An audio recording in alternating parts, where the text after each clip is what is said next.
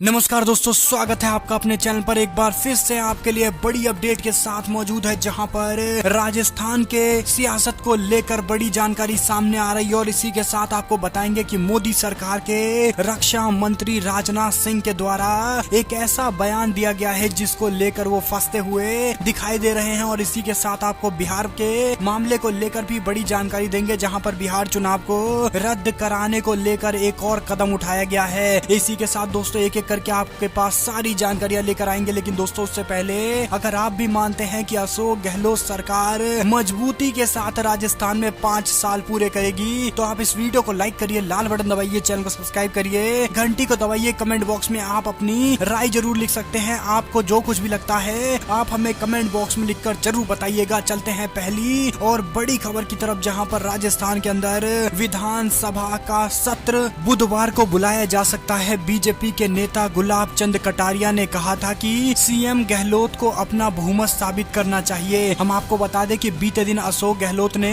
देर रात राज्यपाल से मुलाकात की है और कलराज मिश्र जो राजस्थान के गवर्नर है, उनसे मुलाकात करते हुए 102 विधायकों का लिखित समर्थन पत्र सौंपा है। हम आपको बता दें कि राहत की बड़ी खबरें अशोक गहलोत को तब मिली थी जब भारतीय ट्राइबल पार्टी के 2 विधायकों ने अशोक गहलोत का समर्थन कर दिया था। कुल मिलाकर निर्दलीय विधायक कांग्रेस पार्टी के विधायक को मिलाकर आंकड़ा 102 के पास पहुंच चुका है। हम आपको बता दें कि अगर ये आंकड़ा 102 से कम होकर 90 भी आ जाता है तो भी भारतीय जनता पार्टी सरकार बनाने के लिए दूर दूर तक दिखाई नहीं दे रही है। और अशोक गहलोत की सरकार खराब से खराब स्थिति में बनते हुए दिखाई दे रही है। ऐसे में दोस्तों 102 विधायकों का समर्थन पत्र देकर उन्होंने बता दिया है कि उनकी सरकार को कोई खतरा नहीं है और अब सचिन पायलट के खिलाफ कार्रवाई की जा सकती है। एक और जानकारी सामने है, जहाँ पर सरकार के कायरतापूर्ण कदमों की वजह से भारत को भारी कीमत चुकानी पड़ेगी। राहुल गांधी ने यह बयान जारी करते हुए कहा है कि सरकार के कायरतापूर्ण कदमों की वजह से भारत को भारी कीमत चुकानी पड़ रही है। गौरतलब है कि लद्दाख की यात्रा पर पहुंचे रक्षा मंत्री राजनाथ सिंह ने शुक्रवार को उम्मीद जताई थी कि चीन के साथ चल रही बातचीत के बाद सीमा पर गतिरोध खत्म हो जाएगा। लेकिन अभी की जो हालात है उसमें चाइना भारत की जमीन में तकरीबन 1.5 किलोमीटर तक अंदर घुसा हुआ है। और ऐसे में मोदी सरकार दावे कर रही है कि बातचीत के माध्यम से मामला सॉल्व कर लिया जाएगा। लेकिन सवाल ये खड़ा होता है कि तकरीबन 3 महीने होने को जा रहे हैं, लेकिन चाइना के साथ मोदी सरकार गतिरोध खत्म करके भारत की जमीन खाली क्यों नहीं करा पाई है। और ऐसे में राजनाथ सिंह जाकर लद्दाख में दावा कर रहे हैं कि भारत की सरजमी पर कोई 1 इंच नहीं आएगा।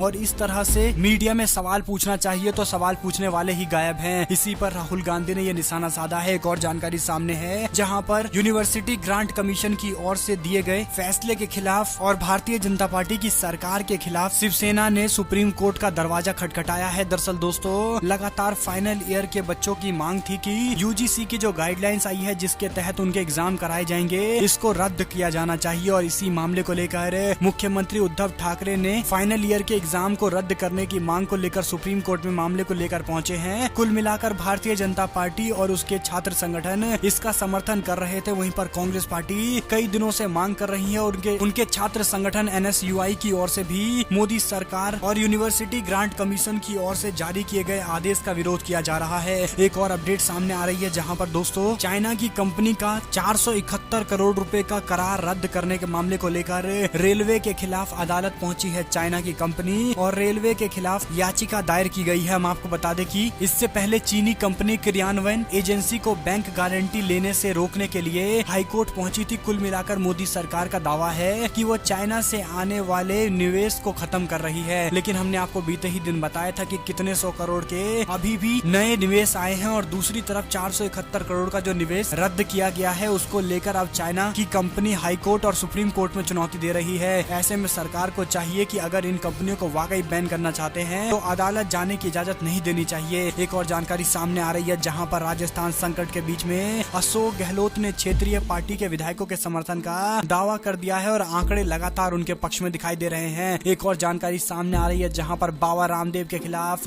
बड़ी कार्रवाई करते हुए कोरोनिल ट्रेडमार्क के इस्तेमाल पर रोक लगा दी गई है। दरअसल दोस्तों चेन्नई की कंपनी अरुद्रा इंजीनियरिंग लिमिटेड ने मद्रास के हाईकोर्ट के अंदर याचिका दाखिल की। याचिका दाखिल करते हुए उन्होंने कहा कि कोरोनिल नाम का ट्रेडमार्क यानी कंपनी का नाम भारी मशीन और कंटेनमेंट इकाइयों को साफ करने के लिए रसायन और सैनिटाइजर बनाने वाली कंपनी के पास है। यानी 1993 से ये कंपनी कोरोनिल शब्द का इस्तेमाल अपनी कंपनी के प्रोडक्ट बेचने के लिए कर रही है और इसी का इस्तेमाल बाबा रामदेव कर रहे हैं और इसी पर मद्रास के उच्चतम न्यायालय ने हाईकोर्ट ने रोक लगा दी है। और दोस्तों 2027 तक के लिए ट्रेडमार्क पर रोक लगा दी गई है। अब देखना होगा कि बाबा रामदेव इस पूरे मसले को लेकर सुप्रीम कोर्ट जाते हैं या नहीं जाते हैं। एक बात स्पष्ट है कि बाबा रामदेव एक और दावा कर रहे थे कि उन्होंने कोरोना की वैक्सीन बना ली है और वैक्सीन के नाम पर इम्यूनिटी बूस्टर बांट रहे हैं। और अभी ये जानकारी सामने आ रही है जहां पर कोरोनिल नाम के ट्रेडमार्क को लेकर भी लगातार बवाल होता हुआ दिखाई दे रहा है। और एक और जानकारी है जहां पर बिहार के चुनाव के अंदर विपक्षी दलों ने चुनाव आयोग के अंदर वर्चुअल प्रचार अभियान पर रोक लगाने की मांग की है। हम आपको बता दें कि विपक्षी दल ने सत्तारूढ़ भाजपा जेडीयू गठबंधन के द्वारा जोर शोर से की जा रही वर्चुअल रैली के खिलाफ मोर्चा खोला है। हम आपको बता दें कि इन दोनों गठबंधन सहयोगियों के द्वारा लगातार चुनाव प्रचार किए जा रहे हैं, जो स्पष्ट दिखाता है कि चुनाव को कराने पर दोनों पार्टियां जोर दे रहे हैं। वहीं पर बिहार के अंदर हालत लगातार खराब हो रहे हैं, यहाँ तक कि अस्पतालों की सुविधाएं भी गर्त में दिखाई दे रही है। और यहाँ तक कि जेडीयू के अपने ही नेताओं ने अपनी पार्टी के सरकार का विरोध किया था। और ऐसे में अब ये चुनाव प्रचार को थामने के लिए विपक्षी नेताओं ने चुनाव आयोग के सामने अपना पक्ष रखते हुए जानकारी दी है। और ऐसे में चुनाव आयोग को समझना चाहिए, जब विपक्षी पार्टी इस चुनाव का विरोध कर रही है ऐसे खराब हालात में जहां पर कोरोना के मामले तेजी से बढ़ रहे हैं, वहां पर चुनाव कराने की क्या जरूरत है। ऐसे में इस तरह से जरूरी है कि लोगों की सुरक्षा को सबसे आगे रखा जाए। और एक और जानकारी सामने आ रही है जहां पर नई गाइडलाइंस जारी की गई है, निजी वाहनों को इस शर्त पर अनुमति मिलने वाली है। हम आपको बता दें कि अगर आप भी उत्तर प्रदेश से बिलोंग करते हैं तो आपके लिए ये जानकारी है। उत्तर प्रदेश में कोरोना वायरस के तेजी से बढ़ते मामलों के बीच में बीती 12 जुलाई को योगी सरकार ने वीकेंड यानी शनिवार और रविवार को लॉकडाउन का ऐलान कर दिया है। हर हफ्ते शनिवार रविवार को लॉकडाउन किया जाएगा। सरकार के नोटिफिकेशन के अनुसार सभी बाजार सोमवार से शुक्रवार तक खुलेंगे और फिर अगले 2 दिन के लिए बंद रहेंगे। इस दौरान स्थानीय प्रशासन द्वारा सैनिटाइजेशन की प्रक्रिया को पूरा किया जाएगा। इसी क्रम में शुक्रवार रात 10 बजे से लॉकडाउन लागू हो गया है, यानी 20 जुलाई सुबह 5 बजे तक ये लॉकडाउन लागू रहेगा। हम आपको बता दें कि बड़ी जानकारी सामने आ रही है और इसी के साथ में ताजा गाइडलाइंस के अनुसार लोग निजी वाहनों का इस्तेमाल कर पाएंगे, लेकिन तभी जब उनकी जरूरी चीजें खरीदना हो या कोई मेडिकल इमरजेंसी हो। इसी तरह से गाइडलाइंस जारी की गई है। और एक और जानकारी की माने तो गहलोत के बचाव में उतरे वसुंधरा राजे के करीबी विधायक पत्र लिखकर कहा है कि सरकार गिराने के लिए तोड़फोड़ नहीं करनी जानी चाहिए। हम आपको बता दें कि भारतीय जनता पार्टी राजस्थान के अंदर विकल्प देने की स्थिति में दिखाई दे ही नहीं रही है, क्योंकि वसुंधरा राजे एक बार फिर से मुख्यमंत्री बनने को लेकर लगातार दावे कर रही हैं। और दूसरी ओर बीजेपी के अंदर कई सारे और नेता जो सरकार पलटकर अपने मुख्यमंत्री बनने का दावा मजबूत करना चाहते हैं। दोनों के बीच में संघर्ष की स्थिति देखने को मिल रही है। और एक और जानकारी की माने तो योगी सरकार कोरोना से लेकर कानून व्यवस्था के मोर्चे पर फेल रही है। भारतीय कम्युनिस्ट पार्टी की ओर से योगी सरकार पर निशाना साधा गया। एक और जानकारी की माने तो पुलिस के खिलाफ प्रदर्शन कर रहे भाजपाइयों पर हमला, कई लोग घायल हुए हैं। हम आपको बता दें कि पश्चिम बंगाल के अंदर हिंसा की राजनीति लगातार जारी है, जहां पर बीजेपी और टीएमसी के कार्यकर्ता कई बार आपस में भिड़ते हुए दिखाई देते हैं। और इसी कड़ी में भाजपा ने नॉर्थ 24 परगना जिले के स्थानीय पुलिस पर कार्यकर्ताओं के उत्पीड़न का आरोप लगाया है। इस तरह से भारतीय जनता पार्टी के नेताओं की ओर से तृणमूल कांग्रेस के कार्यकर्ताओं पर आरोप लगाया गया है। वहीं पर टीएमसी ने भी पूरे मामले को लेकर बीजेपी पर निशाना साधा है। एक और जानकारी की माने तो इंस्पेक्टर की हत्या के आरोपी के संग में कार्यक्रम में दिखाई दिए बीजेपी के नेता। सफाई में कहा कि मैं सिर्फ मुख्य अतिथि था। बीजेपी के बुलंदशहर के अध्यक्ष अनिल सिसोदिया की एक तस्वीर सामने आई है, जहां पर इस तस्वीर में शिखर अग्रवाल नाम के शख्स उनके साथ नजर आ रहा है, जिस पर इंस्पेक्टर सुबोध कांत कुमार की हत्या की साजिश रचने का आरोप लगा है। और इसके बाद अब ये सवाल खड़े हो रहे हैं कि यूपी में योगी सरकार गुंडा राज खत्म करने की बात करती है और दूसरी ओर उनके ही नेता इस तरह के लोगों से मुलाकात कर रहे हैं। एक और जानकारी की माने तो अमर दुबे की पत्नी खुशी के माता पिता ने आरटीआई दायर करते हुए पुलिस से पूछा, मेरी बेटी कहाँ है। हम आपको बता दें कि लगातार उनकी ओर से ये सवाल खड़े किए गए हैं। एक और जानकारी सामने आ रही है जहां पर महाराष्ट्र में कोरोना के मामले को लेकर 3 लाख के पार आंकड़ा पहुंच गया है। पिछले 24 घंटे में सामने आए 8,348 नए मरीज। देश में बढ़ते कोरोना के मामले के बीच में इससे सबसे ज्यादा प्रभावित राज्य महाराष्ट्र के अंदर संक्रमितों का आंकड़ा 3 लाख के पार पहुंच गया है। देश भर के अंदर 10 लाख से ऊपर का आंकड़ा पहुंच गया। और एक और जानकारी है जहां पर पी चिदम्बरम बोले, कहा भारतीय क्षेत्र में 1.5 किलोमीटर अंदर तक मौजूद चीनी सेना 1 इंच जमीन नहीं छू सकने का दावा सिर्फ बयानबाजी है। और इसी तरह से देश के रक्षा मंत्री के बयान को लेकर कांग्रेस पार्टी ने अपनी प्रतिक्रिया दी है। और एक और जानकारी है जहां पर